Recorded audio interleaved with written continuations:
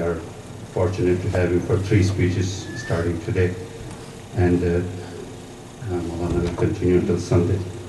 So without any delay, I will have Maulana come.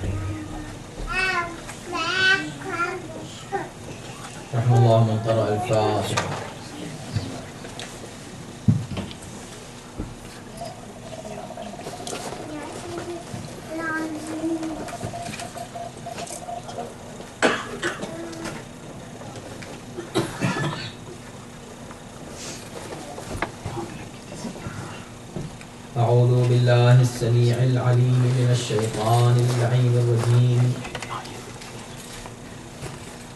بسم الله الرحمن الرحيم. الحمد لله رب العالمين والصلاة والسلام على أشرف الأنبياء والمرسلين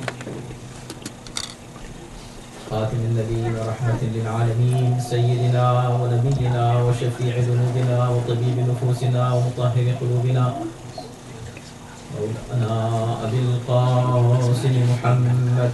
اللهم صل على محمد وآل محمد وآله الطيبين الطاهرين المعصومين المظلومين ولعنة الله على أعدائهم أجمعين من الآن إلى يوم الدين. أما بعد فقد قال الله سبحانه تبارك وتعالى في كتابه الكريم وهو أصدق القائلين وقوله الحق.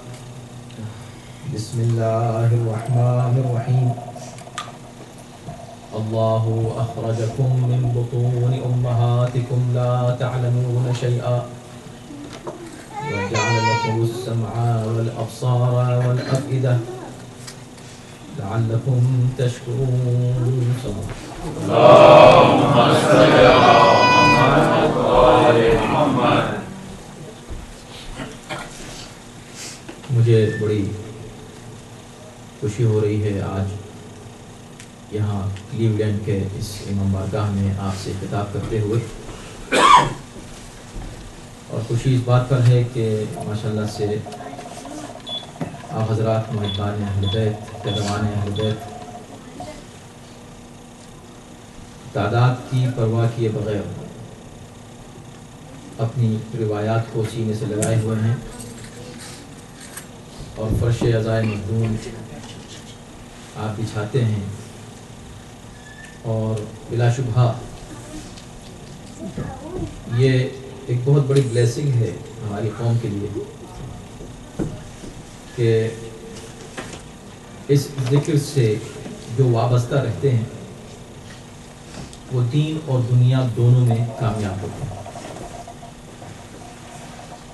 اس لیے کہ دین کامیابی کا نام. کچھ لوگوں کے ذہن میں یہ غلط تصور ہے کہ دین کا تعلق صرف آخرت کی کامیابی سے ہے. اگر انسان دیندار ہو، مذہبی ہو، تو اس کو جو کچھ ملے گا بس آخرت میں ملے گا، اس کو یہاں کچھ ملنے والا نہیں ہے. ایسا نہیں ہے، اس کے برعکس ہے. سب سے بڑی شے جو انسان کو دین پر عمل کرنے سے ملتی ہے، سب سے بڑی چیز جو کسی بھی دولت سے خریدی نہیں جا سکتی، جو سب سے بڑی نعمت انسان کو ملتی ہے، دنیاوی نعمت میں بات کر رہا ہوں، آخرت میں تو جو کچھ ملے گا وہ خدا ہی جانے کہ اللہ کس کو کیا دے گا، لیکن اس دنیا میں جو ملتا ہے اور آپ بھی اس کو محسوس کر سکتے ہیں، وہ نعمت جو کسی بھی قیمت پر خریدی نہیں جا سکتی، اور اس نعمت کو کہتے ہیں سکون. سکون، ذہنی اور فکری اطمینان، نفس کا اطمینان، نفس کا سکون انسان کو جو حاصل ہوتا ہے دین پر عمل کرنے سے، وہ کسی شے سے نہیں ہوتا. یہ وجہ ہے اگر دولت پیسہ ہی کامیابی ہوتی تو وہ لوگ زیادہ کامیاب ہوتے جن کے پاس پیسہ زیادہ ہے، دولت زیادہ ہے، اور پھر سٹریس اور ڈپریشن کی بیماری ان کی طرف کبھی نہ جاتی. جبکہ آپ دیکھتے ہیں کہ اس ملک میں جو کہ دنیا کا سب سے ترقی یافتہ اور خوشحال ملک مانا جاتا ہے، یہاں سٹریس کے شکار لوگ زیادہ ہیں دوسری جگہوں سے. اس کا ریزن یہ ہے کہ مادیت انسان کو ایسی افکار میں مبتلا کر دیتی ہے جس کا کوئی حل اس کی نگاہوں کے سامنے نہیں آتا. دین قدم قدم پر اس کو ہر پرابلم کا سلوشن پیش کرتا ہے. ہماری ان 3 تقاریر کا عنوان ہے، ایک عشرے کو ہم سمیٹیں گے 3 مجلسوں میں، اور ہم گفتگو کریں گے شیعہ مذہب، عقل اور وحی کی روشنی میں. آپ اس کو ریفریش کر سکتے ہیں، اسلام عقل اور وحی کی روشنی میں.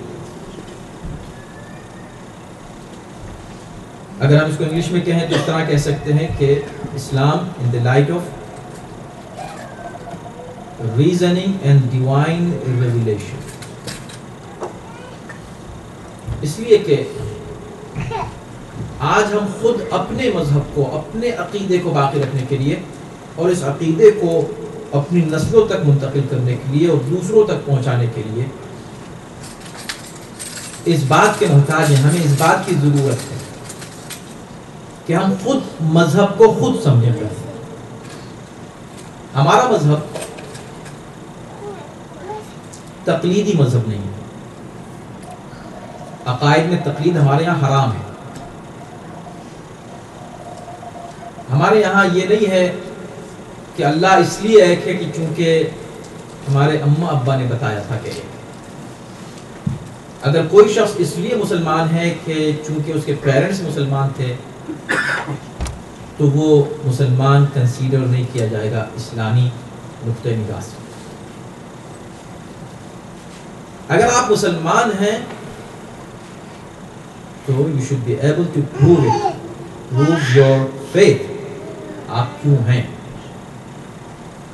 آپ میں وہ صلاحیت ہونی چاہیے. اگر آپ نہیں ثابت کر سکیں تو پھر آپ کو چاہیے کہ آپ اپنے فیتھ پر ایک نظر ثانی کریں، پھر سے دیکھیں کہ آپ جس بات پر یقین رکھتے ہیں وہ صحیح ہے کہ نہیں. اسلام عقل کا مذہب بڑے اطمینان سے، اور نہ صرف عقل کا، دیکھیں عقل کے بھی لیولز ہوتے ہیں. کوئی اسمارٹ ہے، کوئی بہت اسمارٹ ہے، کوئی اور بھی جینیس ہے، اس سے بھی زیادہ جینیس ہے. ظاہر ہے کہ عقل کے لیولز ہیں. اب آپ مجھ سے یہ مت پوچھئے کہ وہ لیولز کی مثالیں دیجئے، اس لیے کہ کوئی انسان چھوٹے لیول پر اپنے کو ماننے کو تیار ہی نہیں. اگر میں اس میں پوچھوں کہ who is the most genius person in this gathering تو ہر ایک کہے گا ہمارے علاوہ کون ہو سکتا ہے. ہو سکتا ہے سب سے پہلے ہم کرنے آپ سے اس بات کو. تو ہر انسان خود کو سب سے زیادہ عقل مند مانتا ہے. اس بات کو یاد رکھیے گا. ہو سکتا ہے دوسری تیسری مجلس میں اتنے کنیکٹڈ ہوں گی یہ تقریر ہے ایک دوسرے سے کہ ہم ایک دوسری آپ کو ریفرنس دے سکتے ہیں. ظاہر مختصر وقت ہے، ہم چاہیں گے کہ کنڈینس کر کے اصل گفتگو آپ تک ہم پیش کر سکیں. اسلام مذہب عقل ہے، یہ ہمارا عنوان ہے. کہاں سے سٹارٹ ہم کرتے ہیں؟ ہم اس بات کو ثابت کرنے کے لیے کہ اسلام مذہب عقل ہے. ابھی ہم کہہ رہے تھے کہ لیولز ہیں عقل کے، نہ صرف مذہب عقل ہے. اس لیے کہ ہم کہیں مذہب عقل ہے تو کوئی یہ کہے کہ اچھا اتنا زیادہ اس پہ ہم کو غور کرنا پڑے گا کہ کوئی اتنا جینیس ہو کہ جس کو موسٹ جینیس مان لیا جائے تب جا کے وہ اسلام کو سمجھے گا. ایسا نہیں. اسلام عقل کا مذہب کا مطلب یہ ہے، اگر ہم اس کو اور سادہ الفاظ میں آپ کے سامنے پیش کریں تو ہم یہ کہیں گے کہ اسلام کامن سینس کا ریلیجن ہے. Believe me,